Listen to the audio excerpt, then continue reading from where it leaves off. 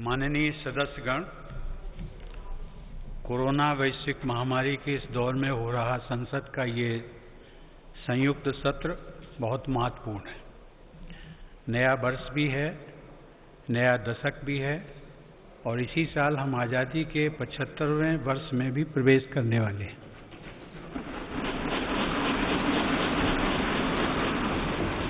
आज संसद के आप सभी सदस्य हर भारतवासी के इस संदेश और इस विश्वास के साथ यहाँ उपस्थित हैं कि चुनौती कितनी ही बड़ी क्यों न हो, न हम रुकेंगे और न भारत रुकेगा।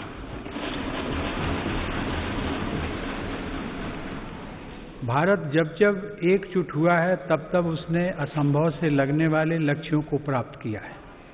ऐसी ही एकजुटता और पूज्य बापू की प्रेरणा ने हमें सैकड़ों वर्षों की गुलामी से आज़ाद दिलाई थी। इसी भावना को अभिव्यक्त करते हुए राष्ट्र प्रेम से ओतप्रोत कवि असम केसरी अंबिका गिरी राय चौधरी ने कहा था, ओम तत्सत भारत महात ऐक चेतोनाथ एक ध्यानोत ऐक साधोनाथ ऐक आवेगोत ऐक होइसा ऐक होइसा।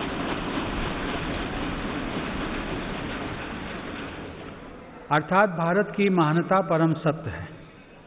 एक ही चेतना में, एक ही ध्यान में, एक ही साधना में, एक ही आवेग में एक हो जाओ, एक हो जाओ। आज हम भारतीयों की यही एकजुटता, यही साधना देश को अनेक आपदाओं से बाहर निकाल कर लाई है। एक तरफ कोरोना जैसी वैश्विक महामारी, दूसरी तरफ अनेक राज्यों में बाढ़, कभी अनेक राज्यों में भूकंप, तो कभी बड़े बड़े साइक्लोन, टिड्डी दल के हमले से लेकर बर्ड फ्लू तक देशवासियों ने हर आपदा का डटकर सामना किया है।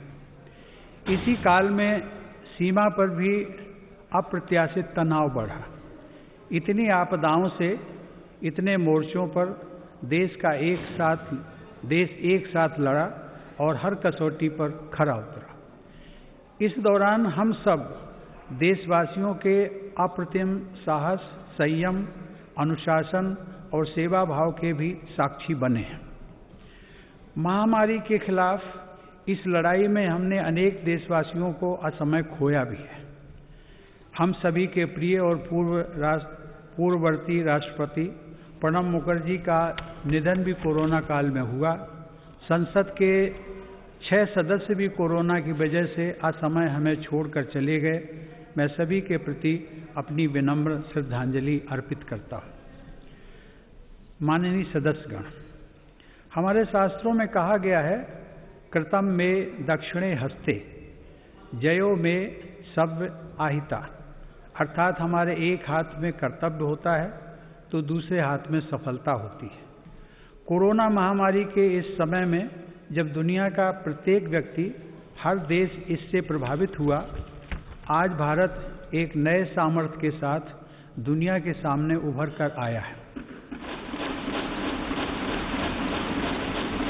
मुझे संतोष है कि मेरी सरकार के समय पर लिए गए सटीक फैसलों से लाखों देशवासियों का जीवन बचा है।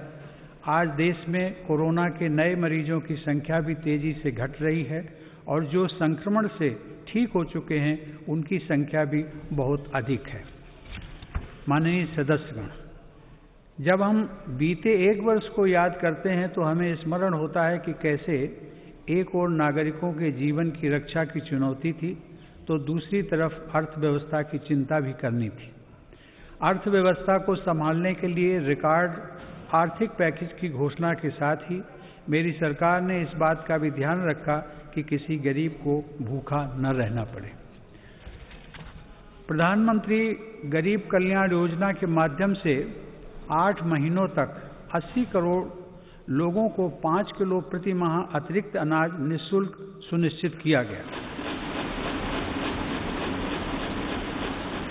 सरकार ने प्रवासी श्रमिकों, कामगारों और अपने घर से दूर रहने वाले लोगों की भी चिंता की। One nation one ration card की सुविधा देने के साथ ही सरकार ने उन्हें निःशुल्क अनाज मुहैया कराया और उनके लिए श्रमिक स्पेशल ट्रेनें चलवाईं।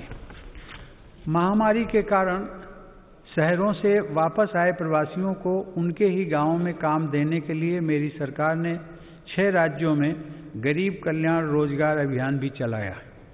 इस अभियान की वजह से 50 करोड़ मैन डेज के बराबर रोजगार पैदा हुआ। सरकार ने रेहड़ी पटरी वालों और ठेला लगाने वाले भाई बहनों के लिए विशेष स्वनिधि योजना भी शुरू की। इसके साथ ही करीब 31,000 करोड़ रुपए गरीब महिलाओं के जन धन खातों में सीधे ट्रांसफर भी किए गए। इस दौरान देश भर में उज्ज्वला योजना की लाभार्थी गरीब महिलाओं को 14 करोड़ से अधिक मुफ्त गैस सिलेंडर भी मिले। अपने सभी निर्णयों में मेरी सरकार ने संघीय ढांचे की सामूहिक शक्ति का अद्वितीय उदाहरण भी प्रस्तुत किया है। केंद्र और राज्य सरकारों के बीच इस समन्वय ने लोकतंत्र को मजबूत बनाया है और संविधान की प्रतिष्ठा को सशक्त किया है। माननीय सदस्यगण, आचार्य चाणक्य ने कहा है, तृणम लघु तृणात् तूलम तूलादपि च याचकः वायुना किम न नीतो असो माम्यम या चयस्यति। अर्थात याचना करने वाले को घास के तिनके और रुई से भी हल्का माना गया है।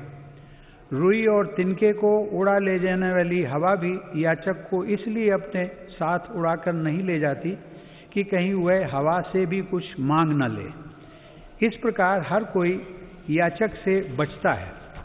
इसका अभिप्राय यह है कि यदि अपने महत्व को बढ़ाना है तो दूसरों पर निर्भरता को कम करते हुए आत्मनिर्भर बनना होगा।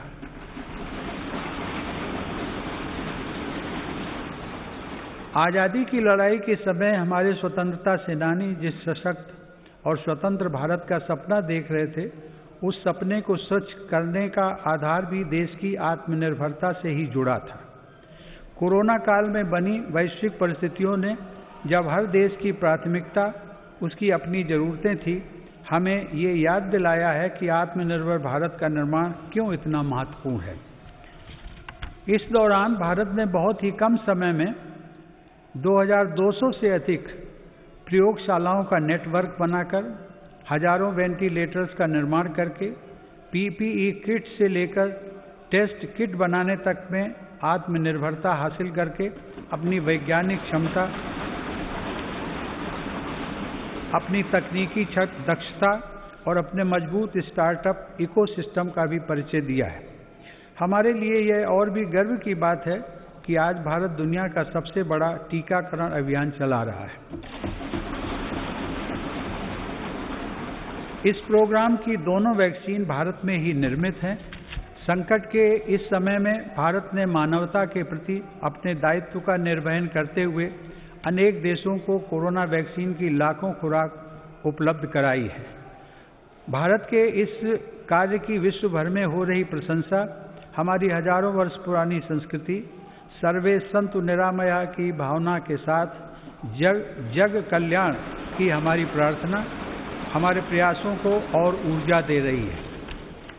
माननीय सदस्यगण, मेरी सरकार द्वारा स्वास्थ्य के क्षेत्र में पिछले 6 वर्षों में जो कार्य किए गए हैं उनका बहुत बड़ा लाभ हमने इस कोरोना संकट के दौरान देखा है।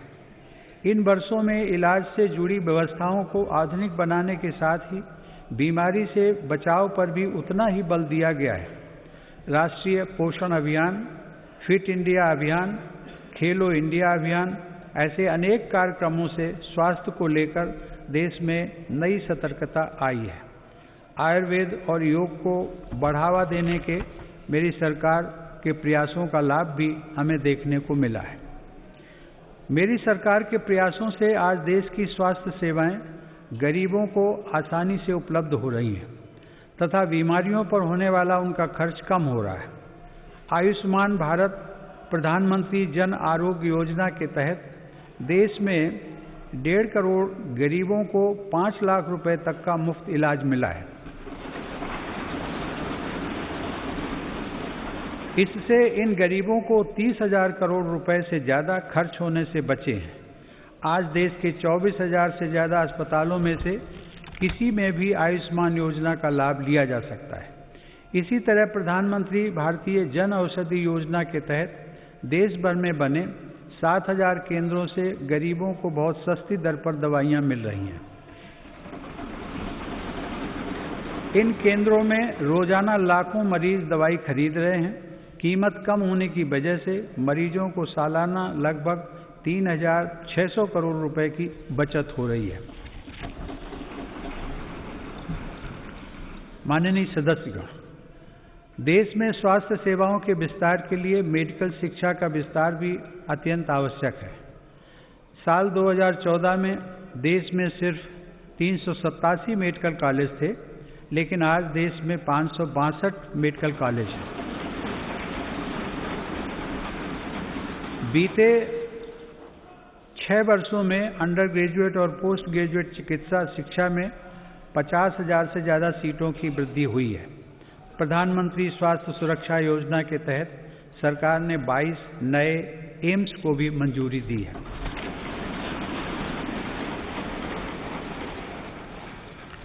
राष्ट्रीय चिकित्सा आयोग के साथ ही 4 स्वायत्त बोर्ड का गठन कर केंद्र सरकार ने चिकित्सा शिक्षा के क्षेत्र में ऐतिहासिक सुधारों की नींव रखी है।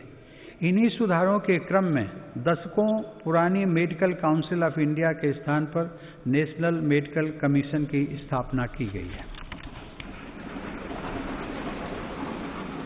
माननीय सदस्यगण, आत्मनिर्भर भारत अभियान केवल भारत में निर्माण तक ही सीमित नहीं है, बल्कि यह भारत के हर नागरिक का जीवन स्तर ऊपर उठाने तथा देश का आत्मविश्वास बढ़ाने का भी अभियान है। आत्मनिर्भर भारत का हमारा लक्ष्य आत्मनिर्भर कृषि से और सशक्त होगा। इसी सोच के साथ सरकार ने बीते 6 वर्षों में बीज से लेकर बाजार तक हर व्यवस्था में सकारात्मक परिवर्तन का प्रयास किया है, ताकि भारतीय कृषि आधुनिक भी बने और कृषि का विस्तार भी हो। इन्हीं प्रयासों के क्रम में मेरी सरकार ने स्वामीनाथन आयोग की सिफारिशों को लागू करते हुए लागत से 1.5 गुना MSP देने का फैसला भी किया है।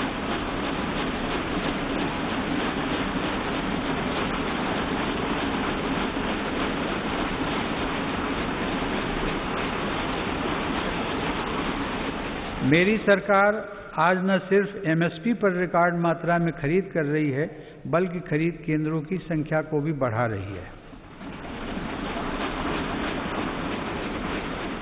आज कृषि के लिए उपलब्ध सिंचाई के साधनों में भी व्यापक सुधार आ रहा है। पर ड्रॉप मोर क्रॉप के मंत्र पर चलते हुए सरकार पुरानी सिंचाई परियोजनाओं को पूरा करने के साथ ही सिंचाई के आधुनिक तरीके भी किसानों तक पहुंचा रही है। 2013-14 में जहां 42 लाख हेक्टेयर जमीन में ही माइक्रो इरिगेशन की सुविधा थी, वहीं आज 56 लाख हेक्टेयर से ज़्यादा अतिरिक्त जमीन को माइक्रो इरिगेशन से जोड़ा जा चुका है। मुझे खुशी है कि सरकार के इन प्रयासों को हमारे किसान अपने परिश्रम से और आगे बढ़ा रहे हैं। आज देश में खाद्यान्न उपलब्धता रिकॉर्ड स्तर पर है। वर्ष 2008-9 में जहां देश में 234 मिलियन टन खाद्यान्न की पैदावार हुई थी, वहीं साल 2019-20 में देश की पैदावार बढ़कर 296 मिलियन टन तक पहुंच गई है। इसी अवधि में सब्जी और फलों का उत्पादन भी 215 मिलियन टन से बढ़कर अब 320 मिलियन टन तक पहुंच गया है। मैं इसके लिए देश के किसानों का अभिनंदन करता हूं। माननीय सदस्यगण, समय की मांग है कि कृषि क्षेत्र में हमारे जो छोटे और सीमांत किसान हैं, जिनके पास सिर्फ 1 या 2 हेक्टेयर जमीन होती है, उन पर विशेष ध्यान दिया जाए। देश के सभी किसानों में से 80% से ज़्यादा ये छोटे किसान ही हैं और इनकी संख्या 10 करोड़ से ज़्यादा है। मेरी सरकार की प्राथमिकताओं में ये छोटे और सीमांत किसान भी हैं। ऐसे किसानों के छोटे छोटे खर्च में सहयोग करने के लिए पीएम किसान सम्मान निधि के जरिए उनके खातों में लगभग 1,13,000 करोड़ से अधिक रुपए सीधे ट्रांसफर किए जा चुके हैं। प्रधानमंत्री फसल बीमा योजना का लाभ भी देश के छोटे किसानों को हुआ है। इस योजना के तहत पिछले 5 वर्षों में किसानों को 17,000 करोड़ रुपए प्रीमियम के एवज में लगभग 90,000 करोड़ रुपए की राशि मुआवजे के तौर पर मिली है। देश के छोटे किसानों को साथ जोड़कर 10,000 किसान उत्पादक संगठनों यानी फार्मर प्रोड्यूसर ऑर्गेनाइजेशंस को स्थापित करने का अभियान एक ऐसा ही प्रभावशाली कदम है। इससे इन छोटे किसानों को समृद्ध किसानों की तरह बेहतर तकनीक, ज़्यादा ऋण, पोस्ट हार्वेस्टिंग प्रोसेसिंग एवं मार्केटिंग की सुविधाएं और प्राकृतिक आपदा के समय सुरक्षा मिलनी सुनिश्चित हुई है। इससे किसानों को अपनी फसल की ज़्यादा कीमत और ज़्यादा बचत का विकल्प भी मिला है। माननीय सदस्यगण, व्यापक विमर्श के बाद संसद ने 7 महीने पूर्व 3 महत्वपूर्ण कृषि सुधार, कृषक उपज व्यापार और कृषक संवर्धन और सरलीकरण विधेयक, कृषि सशक्तिकरण और संरक्षण, कीमत आश्वासन और कृषि सेवा करार विधेयक और आवश्यक वस्तु संशोधन विधेयक पारित किए हैं। इन कृषि सुधारों का सबसे बड़ा लाभ भी 10 करोड़ से अधिक छोटे किसानों को तुरंत मिलना शुरू हुआ।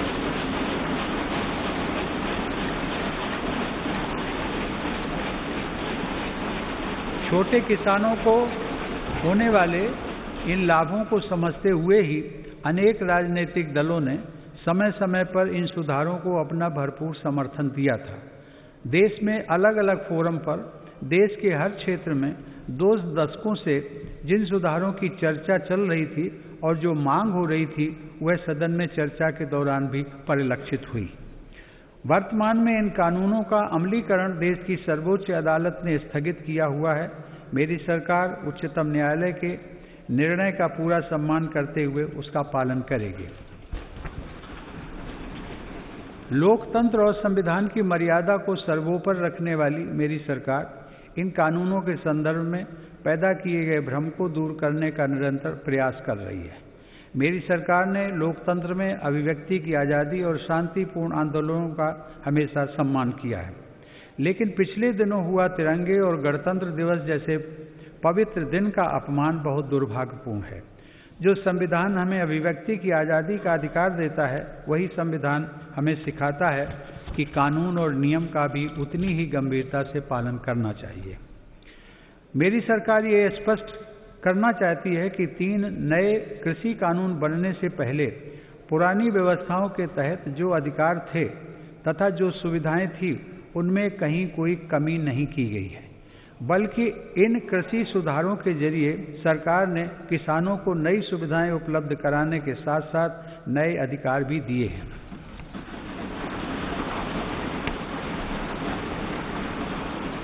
माननीय सदस्यगण, कृषि को और लाभकारी बनाने के लिए मेरी सरकार आधुनिक कृषि इंफ्रास्ट्रक्चर पर भी विशेष ध्यान दे रही है।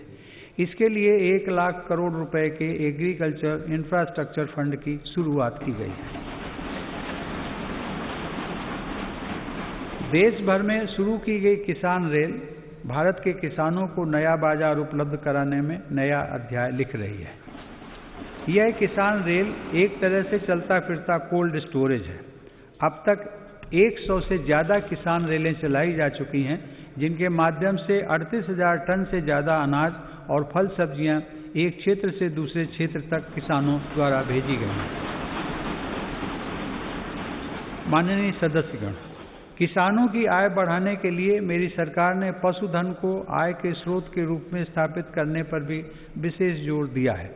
इसी का परिणाम है कि देश का पशुधन पिछले 5 वर्षों में सालाना 8.2% की दर से बढ़ रहा है।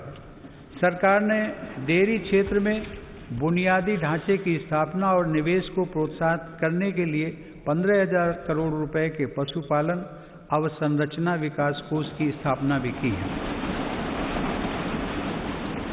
मेरी सरकार ने पशुपालन और मत्स्य पालन को भी कृषि क्षेत्र की तरह ही किसान क्रेडिट कार्ड की सुविधा दी है। देश में प्रधानमंत्री मत्स्य संपदा योजना के माध्यम से मछुआरों की आय को बढ़ाने के लिए भी काम हो रहा है। इस क्षेत्र में अगले 5 सालों में लगभग 20,000 करोड़ रुपए का निवेश करने की योजना है। किसानों की आमदनी बढ़ाने के लिए मेरी सरकार अन्नदाता को ऊर्जादाता बनाने का भी अभियान चला रही है। प्रधानमंत्री कुसुम योजना के तहत किसानों को 20 लाख सोलर पंप दिए जा रहे हैं। सरकार द्वारा गन्ने के सीरे, मक्का, धान इत्यादि से एथनॉल के उत्पादन को भी बढ़ावा दिया जा रहा है। पिछले 6 वर्षों में सरकार की सकारात्मक नीतियों के कारण एथनॉल का उत्पादन 38 करोड़ लीटर से बढ़कर 190 करोड़ लीटर हुआ है। यह उत्पादन इस वर्ष बढ़कर 320 करोड़ लीटर तक हो जाएगा, ऐसी उम्मीद है। एथनॉल देश के किसानों की आय बढ़ाने का एक बड़ा जरिया बनकर उभर रहा है।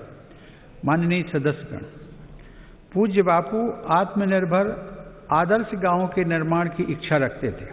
इसी विचार को लेकर चल रही मेरी सरकार आज गांव के बहुआयामी विकास के लिए लगातार काम कर रही है। गांव के लोगों का जीवन स्तर सुधरे, यह मेरी सरकार की प्राथमिकता है। इसका उत्तम उदाहरण 2014 से गरीब ग्रामीण परिवारों के लिए बनाए गए 2 करोड़ घर हैं।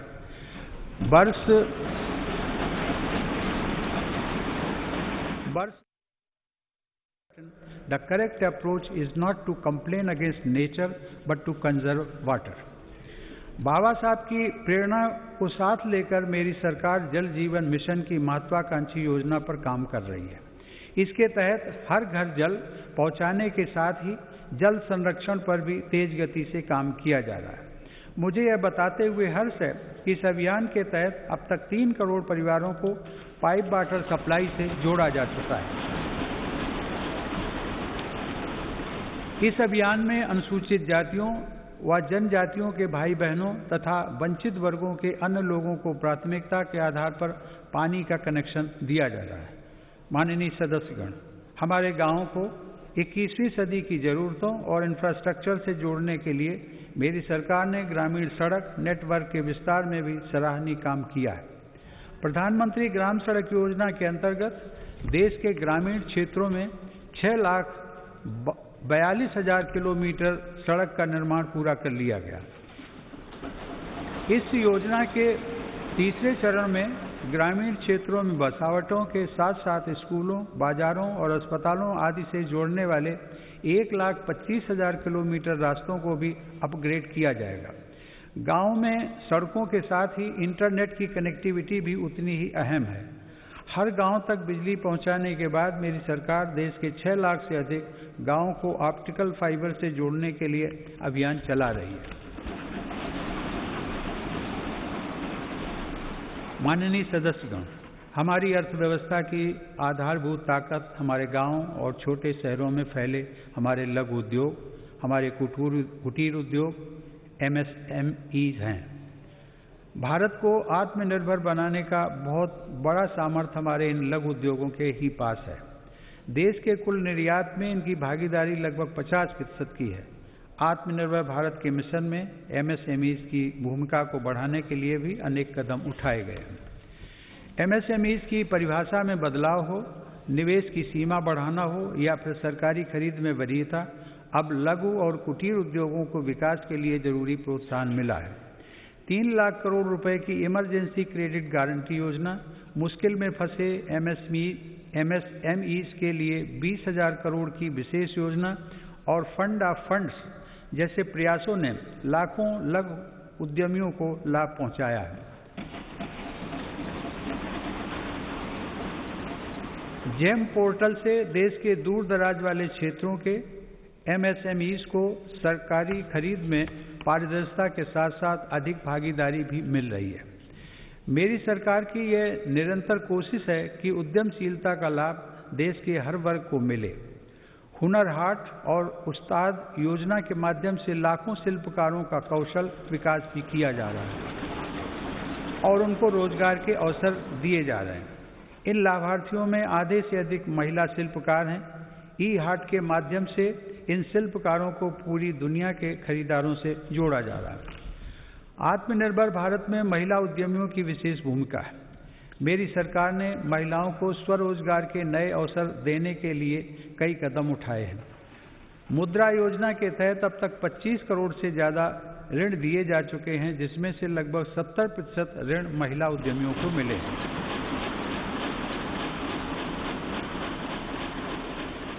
दीनदयाल अंत्योदय योजना राष्ट्रीय ग्रामीण आजीविका मिशन के अंतर्गत देश में आज 7 करोड़ से अधिक महिला उद्यमी करीब 66 लाख स्वयं सहायता समूहों से जुड़ी हुई हैं। बैंकों के माध्यम से इन महिला समूहों को पिछले 6 वर्षों में 3,40,000 करोड़ रुपए का ऋण दिया गया। देश के ग्रामीण क्षेत्रों में कार्यरत महिलाओं के स्वास्थ्य को ध्यान में रखते हुए सरकार 1 रुपए में सुविधा सैनिटरी नैपकिन देने की योजना भी चला रही है। सरकार गर्भवती महिलाओं के मुफ्त चेकअप की मुहिम एवं राष्ट्रीय पोषण अभियान चलाकर उन्हें आर्थिक मदद देकर गर्भवती माताओं एवं शिशुओं के स्वास्थ्य की रक्षा के लिए निरंतर प्रयत्नशील है। समान भागीदारी को आवश्यक मानने वाली मेरी सरकार नए नए क्षेत्रों में बहनों बेटियों के लिए नए अवसर बना रही है। भारतीय वायुसेना की फाइटर स्ट्रीम हो, मिलिट्री पुलिस में महिलाओं की नियुक्ति हो या फिर अंडरग्राउंड माइंस में तथा ओपन कास्ट माइंस में महिलाओं को रात्रि में कार्य करने की अनुमति, ये सभी निर्णय पहली बार मेरी सरकार ने ही लिए हैं। महिला सुरक्षा को ध्यान में रखते हुए वन स्टॉप सेंटर, अपराधियों का राष्ट्रीय database, emergency response support system और देश भर में फास्ट ट्रैक कोर्ट पर तेजी से काम किया गया। माननीय सदस्यगण, 21वीं सदी की वैश्विक आवश्यकताओं और चुनौतियों को ध्यान में रखते हुए सरकार ने राष्ट्रीय शिक्षा नीति की घोषणा की है। राष्ट्रीय शिक्षा नीति में पहली बार छात्रों को अपनी रुचि के हिसाब से विषय पढ़ने की आज़ादी दी गई है। किसी कोर्स के बीच में भी विषय और स्ट्रीम बदलने का विकल्प युवाओं को दिया गया है। मेरी सरकार ने ई-विद्या के अंतर्गत स्कूली शिक्षा के लिए दीक्षा ऑनलाइन पोर्टल को one nation one digital platform के रूप में विकसित किया है। विद्यार्थियों के हितों के लिए संवेदनशील मेरी सरकार ने JEE और नीट परीक्षाओं का भी सफल आयोजन कर उनका 1 साल व्यर्थ होने से बचाया है। माननीय सदस्यगण, मेरी सरकार का मानना है कि सबसे ज़्यादा वंचित वर्गों की सामाजिक और आर्थिक विकास की यात्रा गुणवत्ता युक्त शिक्षा से आरंभ होती है। सरकार की विभिन्न छात्रवृत्ति योजनाओं का लाभ ऐसे ही 3 करोड़ 20 लाख से ज़्यादा विद्यार्थियों को मिल रहा है। इनमें अनुसूचित जाति, पिछड़ा वर्ग, वनवासी एवं जनजातीय वर्ग और अल्पसंख्यक समुदाय के छात्र छात्राएं शामिल हैं। सरकार का प्रयास है कि ज़्यादा से ज़्यादा पात्र और ज़रूरतमंद विद्यार्थियों को छात्रवृत्तियों का लाभ मिले। इसके साथ ही अनुसूचित जाति के विद्यार्थियों को दी जाने वाली पोस्ट मैट्रिक छात्रवृत्ति में केंद्र सरकार के हिस्से को भी बढ़ाया जा रहा है। इसी प्रकार जनजातीय युवाओं की शिक्षा के लिए हर आदिवासी बहुल ब्लॉक तक एकलव्य आवासीय मॉडल स्कूल के विस्तार का काम भी किया जा रहा है। अब तक इस प्रकार के 550 से ज़्यादा स्कूल स्वीकृत किए जा चुके हैं। शिक्षा के साथ साथ नौकरी की प्राथमिकताएं आसान करने और व्यवस्थित करने पर भी मेरी सरकार का जोर है। ग्रुप सी और ग्रुप डी में इंटरव्यू समाप्त करने से युवाओं को बहुत लाभ हुआ है। सरकार ने नेशनल रिक्रूटमेंट एजेंसी का गठन करके नौजवानों को नियुक्ति के लिए कई अलग अलग परीक्षाएं देने की परेशानी से मुक्त किया है। माननीय सदस्यगण, मेरी सरकार सबका साथ, सबका विकास, सबका विश्वास के मंत्र के साथ देश के हर क्षेत्र और हर वर्ग के विकास को प्राथमिकता दे रही है। दिव्यांगजनों की मुश्किलों को कम करने के लिए देश भर में हजारों इमारतों को, सार्वजनिक बसों और रेलवे को सुगम बनाया गया है। लगभग 700 वेबसाइटों को दिव्यांगजनों के अनुकूल तैयार किया गया है। इसी तरह ट्रांसजेंडर व्यक्तियों को भी बेहतर सुविधाएं और समान अवसर देने के लिए transgender persons protection of rights act लागू किया गया है। डी नोटिफाइड नोमैडिक एवं सेमी नोमैडिक कम्युनिटीज यानी विमुक्त, घुमंतु और अर्ध घुमंतु समुदायों के लिए भी विकास एवं कल्याण बोर्ड की स्थापना की गई है। विकास की दौड़ में पीछे रह गए देश के 112 आकांक्षी जिलों में मेरी सरकार प्राथमिकता के आधार पर विकास योजनाओं को लागू कर रही है। इसका बहुत बड़ा लाभ आदिवासी भाई बहनों को हो रहा है। आदिवासियों की आजीविका के प्रमुख साधन यानी वन उपज की मार्केटिंग और वन उपज आधारित छोटे उद्योगों की स्थापना का काम भी जारी है। ऐसी कोशिशों से लगभग 600 करोड़ रुपए की अतिरिक्त राशि जनजातीय परिवारों तक पहुंची है। सरकार द्वारा 46 वन उपजों पर एमएसपी 90% तक बढ़ाई गई है। माननीय सदस्यगण, आधुनिक टेक्नोलॉजी का भारत में विकास और हर भारतीय की आधुनिक टेक्नोलॉजी तक आसान पहुंच आत्मनिर्भर बनते भारत की अहम पहचान है। 2 गज की दूरी की अनिवार्यता के बीच देश की संस्थाओं और नागरिकों ने डिजिटल इंडिया की ताकत से देश की रफ्तार को थमने नहीं दिया। पिछले वर्ष दिसंबर में यूपीआई से 4 लाख करोड़ रुपए से भी अधिक का डिजिटल पेमेंट हुआ है। आज देश के 200 से ज़्यादा बैंक यूपीआई व्यवस्था से जुड़े हैं। इसी तरह डिजिलॉकर का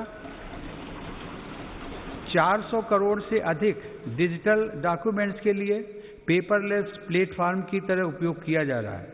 उमंग ऐप पर भी देश के करोड़ों नागरिक 2000 से ज़्यादा सेवाओं का लाभ ले रहे हैं। देश में 3.5 लाख से अधिक कॉमन सर्विस सेंटर ग्रामीण क्षेत्रों में लोगों को सरकारी सेवाओं से जोड़ रहे हैं। इसी क्रम में इंडियन स्टैंप एक्ट में संशोधन करके अब देश में ई स्टैंप की व्यवस्था भी लागू कर दी गई है। जनधन खातों, आधार और मोबाइल की त्रिशक्ति ने लोगों को उनका अधिकार सुनिश्चित किया है। इस जैम त्रिशक्ति की वजह से 1,80,000 करोड़ रुपए गलत हाथों में जाने से बच रहे हैं। मेरी सरकार द्वारा राष्ट्रीय डिजिटल हेल्थ मिशन के जरिए चिकित्सा सेवाओं को डिजिटल बनाने की शुरुआत भी की गई है। इसके माध्यम से आने वाले समय में देश के नागरिक डिजिटल अपॉइंटमेंट, डिजिटल रिपोर्ट के साथ साथ डिजिटल हेल्थ रिकॉर्ड जैसी सुविधाओं का लाभ भी उठा सकेंगे। हमारा अपना नेविगेशन सैटेलाइट सिस्टम नाविक भी आज भारत का गौरव बढ़ा रहा है। इसका लाभ अब हजारों मछुआरे साथियों को मिल रहा है। हाल ही में नेशनल एटॉमिक क्लॉक और भारतीय निर्देशक द्रव्य प्रणाली के रूप में नए मानक भी राष्ट्र को समर्पित किए गए हैं। इन स्वदेशी समाधानों से भारत के प्रोडक्ट्स को अंतर्राष्ट्रीय मानकों के अनुरूप बनाने में मदद मिलेगी। टेक्नोलॉजी का यह अभियान देश की लोकतांत्रिक संस्थाओं को भी सशक्त कर रहा है। इस दिशा में राष्ट्रीय ई विधान ऐप के जरिए देश की सभी विधानसभाओं, विधान परिषदों और संसद के दोनों सदनों का डिजिटलीकरण किया जा रहा है। राज्य विधानसभाओं में नेशनल ई विधान एप्लीकेशन यानी नेवा का कार्यान्वयन विधायी और लोकतांत्रिक प्रक्रियाओं के संचालन में एक नए युग की शुरुआत करेगा। माननीय सदस्यगण, हमारी संसद लोकतंत्र में देशवासियों की बढ़ती हुई भागीदारी और नए भारत की आकांक्षाओं की पूर्ति का एक महत्वपूर्ण माध्यम है। पहले की सरकारों में तथा संसद के सदनों में ये बात उठती रही है कि संसद की यह इमारत हमारी वर्तमान आवश्यकताओं को पूरा करने में अपर्याप्त सिद्ध हो रही है। संसद की नई इमारत को लेकर पहले की सरकारों ने भी प्रयास किए थे। यह सुखद संयोग है कि आज़ादी के 75वें वर्ष की तरफ बढ़ते हुए हमारे देश ने संसद की नई इमारत का निर्माण शुरू कर दिया।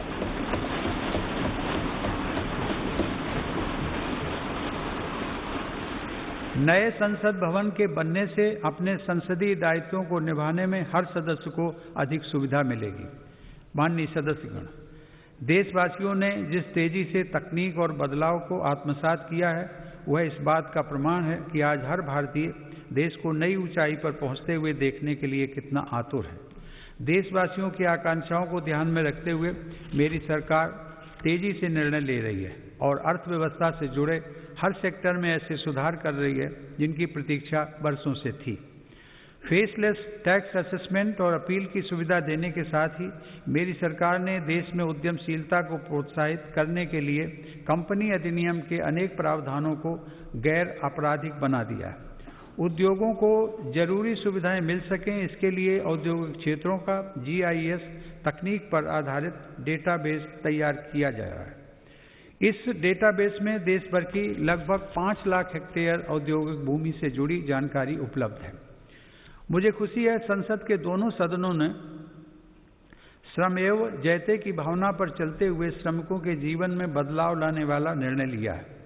29 केंद्रीय श्रम कानूनों को कम करके 4 लेबर कोड बनाए गए।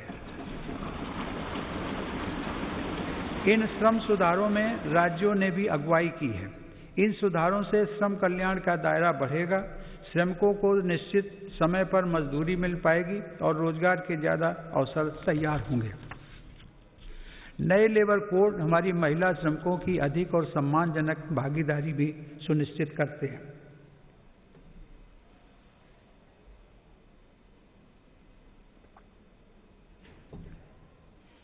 उद्योगों के लिए श्रम के साथ साथ आसान पूंजी भी बहुत आवश्यक है।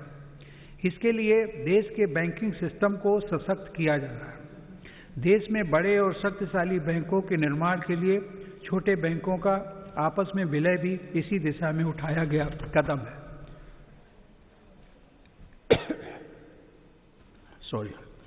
मैन्युफैक्चरिंग से जुड़े 10 सेक्टर्स के लिए पहली बार देश में लगभग 1.5 लाख करोड़ रुपए की प्रोडक्शन लिंक्ड इंसेंटिव स्कीम लागू की गई है। इसका लाभ इलेक्ट्रॉनिक्स सहित अनेक दूसरे सामान की मैन्युफैक्चरिंग में दिखने भी लगा है। देश और विदेश की अनेक बड़ी कंपनियों ने भारत में इन योजनाओं के तहत काम शुरू कर दिया है। मेरी सरकार भारत में बने सामान के उपयोग के लिए जन भागीदारी को प्रोत्साहित कर रही है। आज वोकल फॉर लोकल देश में जन आंदोलन का रूप ले चुका है।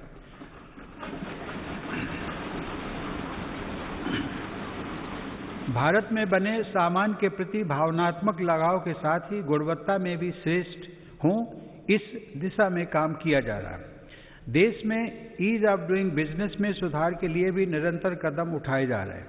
इसके लिए राज्यों के बीच स्वस्थ प्रतिस्पर्धा को प्रोत्साहित किया जा रहा है। यह बड़े हर्ष की बात है कि रैंकिंग में सुधार की गंभीरता को राज्य भी समझ रहे हैं और इसमें बढ़-चढ़ कर हिस्सा ले रहे हैं।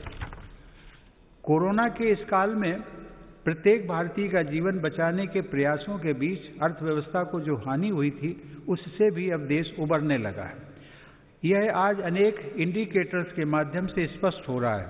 इस मुश्किल समय में भी भारत दुनिया के निवेशकों के लिए आकर्षक स्थान बनकर उभरा है। अप्रैल से अगस्त 2020 के बीच लगभग $36 अरब का रिकॉर्ड प्रत्यक्ष विदेशी निवेश भारत में हुआ है।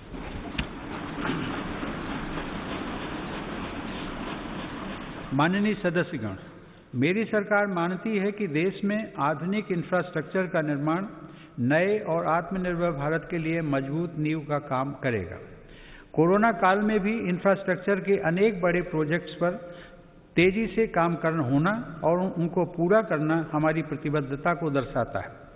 चेन्नई से पोर्ट ब्लेयर तक सबमरीन ऑप्टिकल फाइबर केबल हो, अटल टनल हो या फिर 4 धाम सड़क परियोजना, हमारा देश विकास के कार्यों को आगे बढ़ाता रहा। कुछ दिन पहले ही पूर्वी और पश्चिमी डेडिकेटेड फ्रेट कॉरिडोर के सेक्शंस देश को समर्पित किए गए। ये फ्रेट कॉरिडोर पूर्वी भारत में औद्योगिकरण को प्रोत्साहन देने के साथ ही रेल यात्रा में होने वाली अनावश्यक देरी को भी कम करेंगे। देश के इंफ्रास्ट्रक्चर को आधुनिक रूप देने के लिए मेरी सरकार 110 लाख करोड़ रुपए से अधिक की नेशनल इंफ्रास्ट्रक्चर पाइपलाइन पर भी काम कर रही है। साथ ही भारतमाला परियोजना के पहले चरण में 6 नए एक्सप्रेसवे और 18 नए एक्सेस कंट्रोल्ड कॉरिडोर्स का निर्माण चल रहा है। गुजरात के हजीरा और घोघा के बीच शुरू की गई रो पैक्स फेरी सेवा हो या फिर केवड़िया और साबरमती रिवर फ्रंट के बीच सी प्लेन सेवा, ये भारत में वाटर ट्रांसपोर्ट को नया आयाम दे रहे हैं। दुनिया की सबसे ऊंची सरदार पटेल की प्रतिमा का गौरव अपने साथ रखने वाले केवड़िया से अब देश के अनेक शहरों से सीधे ट्रेनें भी चलने लगी हैं।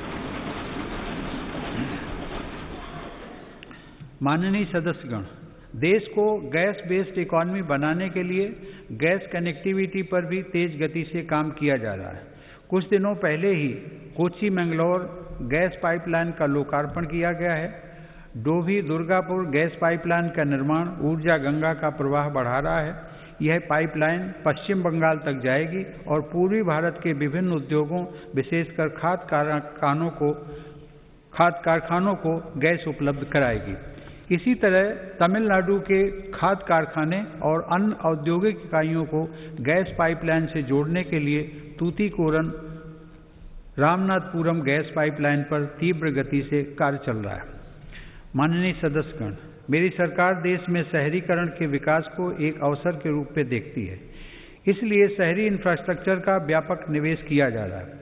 शहरों में गरीबों के लिए स्वीकृत 1 करोड़ से अधिक घरों में से करीब 40 लाख का निर्माण पूरा हो चुका है। कुछ दिन पहले देश के 6 शहरों में आधुनिक टेक्नोलॉजी आधारित घर बनाने का काम भी शुरू किया गया है। शहरों में काम करने वाले श्रमिकों को बेहतर आवास मिल सके, इसके लिए उचित किराए वाली योजना भी शुरू की गई है। शहरों में कनेक्टिविटी से जुड़ा इंफ्रास्ट्रक्चर भी सरकार की प्राथमिकता है। आज देश के 27 शहरों में मेट्रो सेवा के विस्तार के लिए काम चल रहा है। कुछ दिन पहले ही दिल्ली मेट्रो के एक रूट पर ड्राइवरलेस मेट्रो का परिचालन भी किया गया।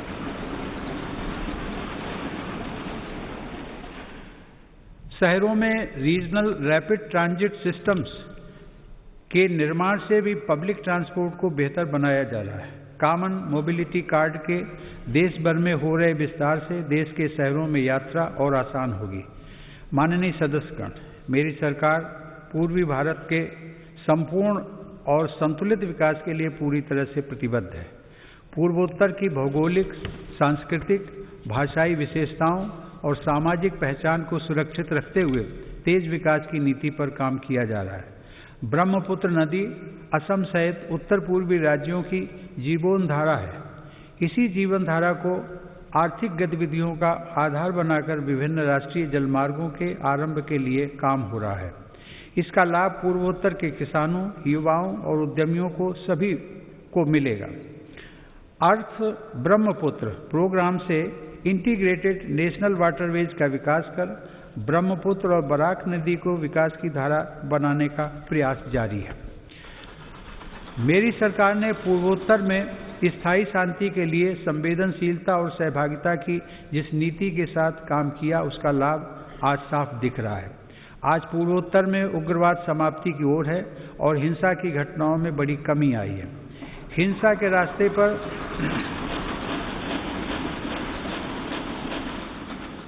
भटके युवा अब विकास और राष्ट्र निर्माण की मुख्य धारा में लौट रहे हैं। ब्रू शरणार्थियों के पुनर्वास को शांति और सौहार्द के साथ पूरा किया जा रहा है।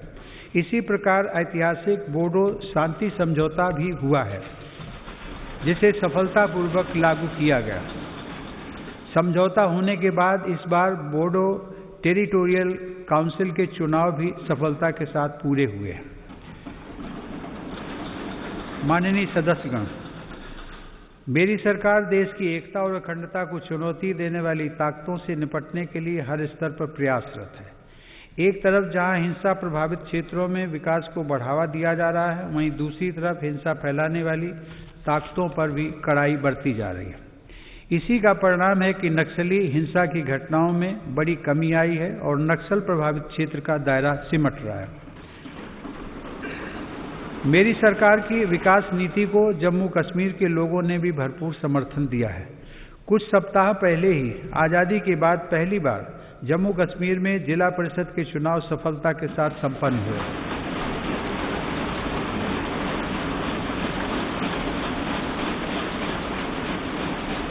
बड़ी संख्या में मतदाताओं की भागीदारी ने दर्शाया है कि जम्मू कश्मीर नए लोकतांत्रिक भविष्य की तरफ तेजी से आगे बढ़ चला है। प्रदेश के लोगों को नए अधिकार मिलने से उनका सशक्तिकरण हुआ है।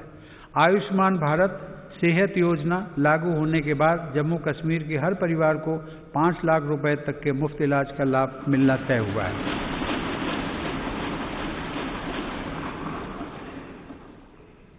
जम्मू में सेंट्रल एडमिनिस्ट्रेटिव ट्रिब्यूनल की एक बेंच भी स्थापित की गई है। केंद्र शासित प्रदेश बनने के बाद कुछ महीने पहले लद्दाख स्वायत्त पर्वतीय विकास परिषद के चुनाव की प्रक्रिया भी सफलतापूर्वक संपन्न हुई है। अब लद्दाख के लोग स्वयं अपने प्रदेश के विकास से जुड़े निर्णय और तेजी से ले रहे हैं। माननीय सदस्यगण, इस कोरोना काल में हम जब देश के भीतर आपदाओं से निपट रहे थे, तब हमारी सीमा पर भी देश के सामर्थ्य को चुनौती देने के प्रयास किए गए। LAC पर द्विपक्षीय संबंधों और समझौताओं को दरकिनार करते हुए शांति भंग करने की कोशिश की गई, लेकिन हमारे सुरक्षा बलों ने न केवल पूरी सजगता, शक्ति और हौसले के साथ इन षड्यंत्रों का मुंह तोड़ जवाब दिया, बल्कि सीमा पर यथास्थिति बदलने के सभी प्रयासों को भी नाकाम किया।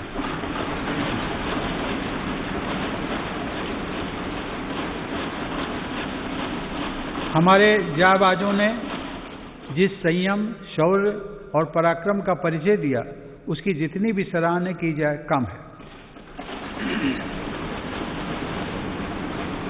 जून 2020 में हमारे 20 जवानों ने मातृभूमि की रक्षा के लिए गलवान घाटी में अपना सर्वोच्च बलिदान भी दिया। हर देशवासी इन शहीदों का कृतज्ञ है।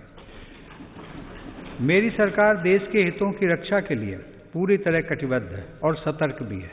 LAC पर भारत की संप्रभुता की रक्षा के लिए अतिरिक्त सैन्य बलों की तैनाती भी की गई है। माननीय सदस्यगण, हमारे स्वाधीनता संग्राम के दौरान देशभक्ति के अमर गीतों की रचना करने वाले मलयालम के श्रेष्ठ कवि वल्लथोल ने कहा है, भारतम ऐन्ना पेरुकेट्टाल अभिमाना पूरिदम आगनम अंतरंगम। अर्थात जब भी आप भारत का नाम सुने, आपका हृदय गर्व से भर जाना चाहिए।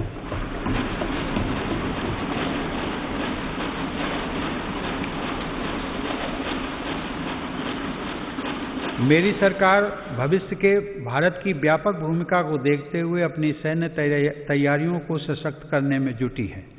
आज अनेक आधुनिक साजो सामान भारत की सैन्य क्षमता का हिस्सा बन रहे हैं।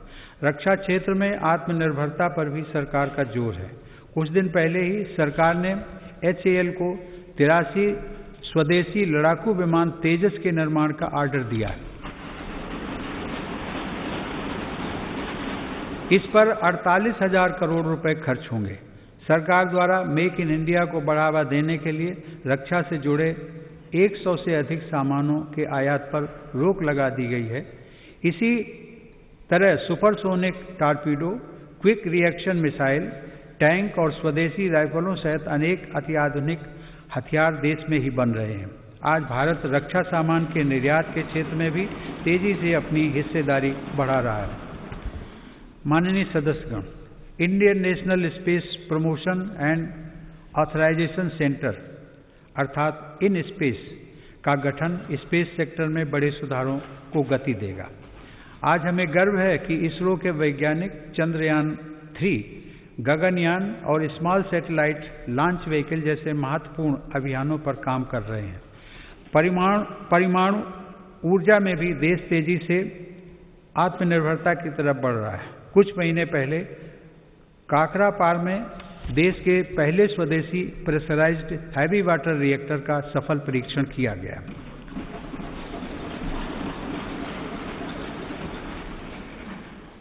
माननीय सदस्यगण, विकास के साथ ही पर्यावरण सुरक्षा भी मेरी सरकार की सर्वोच्च प्राथमिकताओं में से एक है। इसी संकल्प को लेकर भारत जीडीपी की इमिशंस इंटेंसिटी को वर्ष 2005 की तुलना में 2030 तक 33 से 35% तक कम करने के लक्ष्य पर काम कर रहा है। पेरिस समझौते को लागू करने में भारत दुनिया के अग्रणी देशों में शामिल है। हाल ही में कच्छ के रेगिस्तान में दुनिया का सबसे बड़ा हाइब्रिड रिन्यूएबल एनर्जी पार्क बनाने का काम शुरू हुआ है। पिछले 6 वर्षों में भारत की नवीकरणीय ऊर्जा क्षमता में 2.5 गुना वृद्धि हुई है, जबकि सौर ऊर्जा क्षमता 13 गुना बढ़ी है। आज देश में कुल ऊर्जा उत्पादन क्षमता का लगभग 1/4 हिस्सा नवीकरणीय स्रोतों पर आधारित है। माननीय सदस्यगण, भारत अपनी वैश्विक जिम्मेदारियों को इस कोरोना काल में भी जिस गंभीरता से निभा रहा है, उसे आज दुनिया देख रही है। वसुधैव कुटुंबकम की भावना को चरितार्थ करते हुए भारत ने देश की घरेलू जरूरतों को पूरा करने के साथ ही 150 से अधिक देशों को जरूरी दवाइयों की आपूर्ति की। भारत वैश्विक स्तर पर वैक्सीन की उपलब्धता को सुनिश्चित करवाने के लिए प्रतिबद्ध है। यह देश का गौरव बढ़ाने वाली बात है कि वंदे भारत मिशन, जो दुनिया में इस प्रकार का सबसे बड़ा अभियान है, उसकी सराहना हो रही है। भारत ने दुनिया के सभी हिस्सों से लगभग 50 लाख भारतीयों को स्वदेश वापस लाने के साथ ही 1 लाख से अधिक विदेशी नागरिकों को भी उनके अपने देशों तक पहुंचाया है। कोविड-19 की बाधाओं के बावजूद भारत ने सभी साथी देशों से अपने संपर्कों और संबंधों को और मजबूत बनाया है। इस दौरान बड़ी संख्या में शिखर सम्मेलन, बहुपक्षीय कार्यक्रम और आधिकारिक बैठकों के जरिए अंतर्राष्ट्रीय सहयोग को भारत ने आगे बढ़ाया है। भारत ने ऐतिहासिक वैश्विक समर्थन हासिल करके इस वर्ष 8वीं बार एक अस्थायी सदस्य के रूप में सुरक्षा परिषद में प्रवेश भी किया है। भारत ने 2021 के लिए ब्रिक्स में अध्यक्ष पद भी ग्रहण किया है। माननीय सदस्यगण, आज जब भारत दुनिया में अपनी नई पहचान के साथ आगे बढ़ने के लिए तत्पर है, तो हमें भी उतने ही बड़े संकल्पों को सिद्ध करना होगा। 2021 का यह वर्ष हमारे लिए इसलिए भी अहम है, देश ने कुछ दिन पहले 23 जनवरी को नेताजी सुभाष चंद्र बोस के जन्म दिवस को पराक्रम दिवस के रूप में मनाया।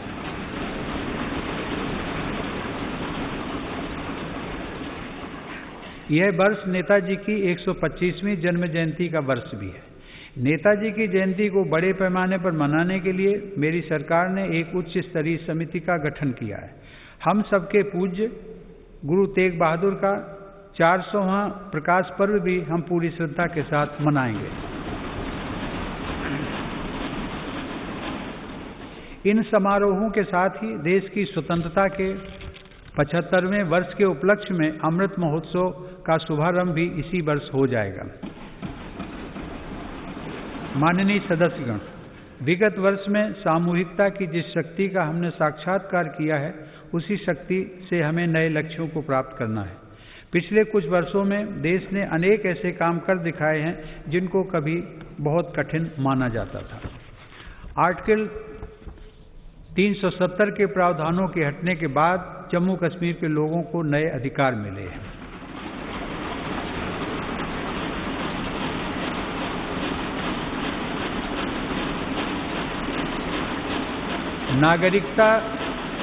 नागरिकता संशोधन कानून संसद द्वारा पास किया जा चुका है। चीफ ऑफ डिफेंस स्टाफ के पद का लाभ देश को मिलना शुरू हो चुका है। सशस्त्र सेनाओं में महिलाओं की भागीदारी बढ़ रही है। उच्चतम न्यायालय के फैसले के उपरांत भव्य राम मंदिर का निर्माण शुरू हो चुका है।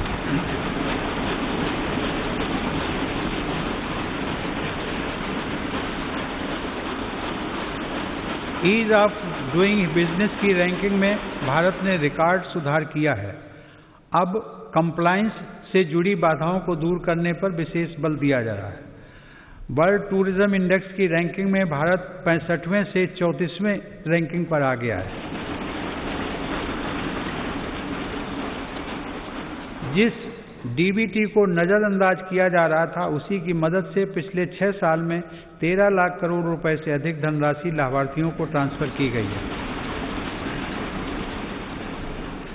कभी हमारे यहाँ सिर्फ 2 मोबाइल फैक्ट्रियां थीं। आज भारत दुनिया का दूसरा सबसे बड़ा मोबाइल निर्माता देश है।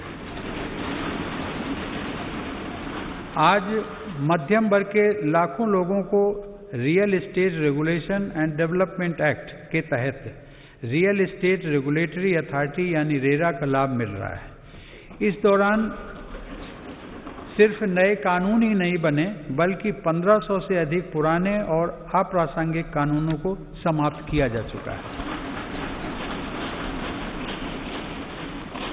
माननीय सदस्यगण, ऐसे अनेक निर्णय हैं जो लगभग हर क्षेत्र में लिए गए हैं। मेरी सरकार ने दिखाया है कि नीयत साफ हो, इरादे बुलंद हो तो बदलाव लाया जा सकता है। इन वर्षों में मेरी सरकार ने जितने लोगों के जीवन को छुआ है वह अभूतपूर्व है। हर गरीब का घर रोशन हो, इसके लिए 2.5 करोड़ से अधिक बिजली कनेक्शन निःशुल्क दिए गए। गरीब और मध्यम वर्ग का बिजली बिल कम हो, इसके लिए 36 करोड़ से ज्यादा सस्ते एलईडी बल्ब वितरित किए गए। दुर्घटना की स्थिति में गरीब परिवार को दर दर न भटकना पड़े, इसके लिए सिर्फ 1 रुपया महीना के प्रीमियम पर 21 करोड़ से अधिक गरीबों को प्रधानमंत्री सुरक्षा बीमा योजना से जोड़ा गया। गरीब की मृत्यु के बाद उसके परिवार के पास एक संबल रहे, इसलिए सिर्फ 90 पैसा प्रतिदिन के प्रीमियम पर लगभग 9.5 करोड़ लोगों को प्रधानमंत्री जीवन ज्योति बीमा योजना से जोड़ा गया। गरीब का शिशु किसी गंभीर बीमारी से ग्रसित न हो, इसलिए मेरी सरकार ने न सिर्फ टीकों की संख्या बढ़ाई, बल्कि टीकाकरण अभियान को देश के उन आदिवासी इलाकों में भी ले गई जो अब तक अछूते थे। मिशन इंद्रधनुष के तहत 3.5 करोड़ से अधिक बच्चों का टीकाकरण किया गया। गरीब के हक का राशन कोई दूसरा ना छीन ले, इसके लिए 100% राशन कार्ड को डिजिटल किया जा चुका है। 90% राशन कार्डों को आधार से जोड़ा जा चुका है। रसोई के धुएं से गरीब बहन बेटी की सेहत न खराब हो, इसके लिए उज्ज्वला योजना के तहत 8 करोड़ से ज़्यादा मुफ्त कनेक्शन दिए गए। गरीब बहन बेटी की गरिमा बढ़े, उनकी परेशानी कम हो, इसके लिए स्वच्छ भारत मिशन के तहत 10 करोड़ से ज़्यादा शौचालय बनाए गए। घर में काम करने वाले भाई बहन, गाड़ी चलाने वाले, जूता सिलने वाले, कपड़ा प्रेस करने वाले, खेतिहर मजदूर, ऐसे गरीब साथियों को भी पेंशन मिले, इसके लिए प्रधानमंत्री श्रम योगी मान धन योजना चलाई गई। गरीब को बैंकिंग व्यवस्था का लाभ मिले, इसके लिए 41 करोड़ से अधिक गरीबों के जनधन खाते खोले गए। इनमें से आधे से अधिक खाते हमारी गरीब बहनों और बेटियों के हैं। माननीय सदस्यगण, ये सिर्फ आंकड़े नहीं हैं, इनमें से हर आंकड़ा अपने आप में एक जीवन गाथा है। इस संसद के अनेक सदस्यों ने अपने जीवन का बहुत लंबा समय इन्हीं परिस्थितियों में गुजारा है। हमारे जिस कार्य से गरीब भाई बहनों की चिंता, उनका दुख और तकलीफ कम हो सके, उन्हें अधिक से अधिक मूलभूत सुविधाओं के साथ जोड़कर सशक्तिकरण और आत्मसम्मान के पथ पर आगे बढ़ाया जा सके, ऐसा प्रत्येक कार्य इस संसद में हमारी उपस्थिति को सार्थक बनाएगा। मुझे गर्व है कि मेरी सरकार पूरी निष्ठा और ईमानदार नियत के साथ पिछले 6 वर्षों से इस दिशा में निरंतर काम कर रही है, फैसले ले रही है तथा उन्हें लागू कर रही है।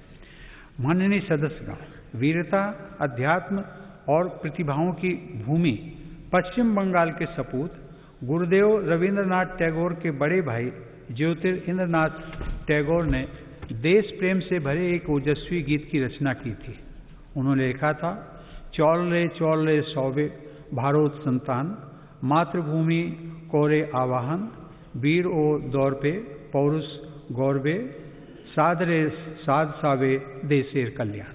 अर्थात मातृभूमि आह्वान कर रही है कि भारत की संतानों सभी मिलजुल कर चलते रहो, वीरता के स्वाभिमान तथा पौरुष के गर्व के साथ तुम सभी देश के कल्याण की निरंतर कामना करते रहो। आइए हम सब मिलकर आगे बढ़ें, सभी देशवासी मिलकर आगे बढ़ें, अपना कर्तव्य निभाएं और राष्ट्र निर्माण में अपना योगदान दें।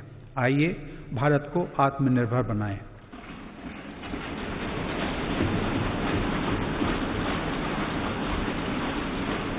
आप सभी को बहुत बहुत शुभकामनाएं। जय हिंद।